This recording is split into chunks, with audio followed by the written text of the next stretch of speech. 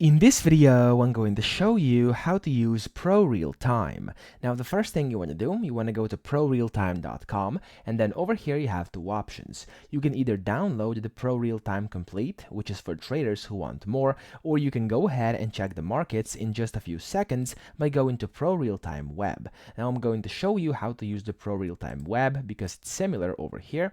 There we go. Then once you open this up, it's going to open up ProRealTime.com, where you can basically see kind of the trader over here.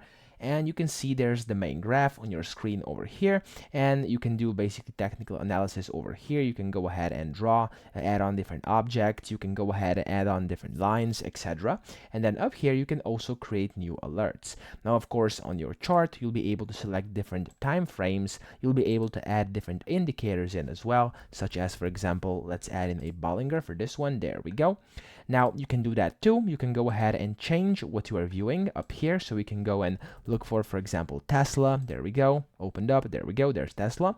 And then over here, you can select the quantity. You can go ahead and you can basically go ahead and buy or sell. But of course, if you want to do that, the markets must be open. Okay. So this is kind of going to work like a demo over here.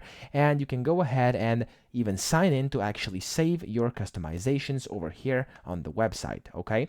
You can also go over here and see the order ticket. You can set your limit. You can set your stops, and you can go ahead and stop with limit protection if you want to as well.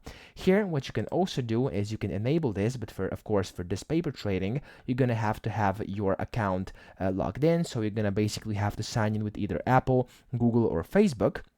And then once you do that, you'll be able to paper trade. Now here on the right, you can also filter by popular, favorite, global, etc. And you can see how different things are performing over here, as well as how they're doing in different countries. And over here, you can also add an instrument to this list if it's not here already. You can filter that, or you can go ahead over here and basically select the display. If you want it advanced or simple, if you want the name and ticker or name only, etc.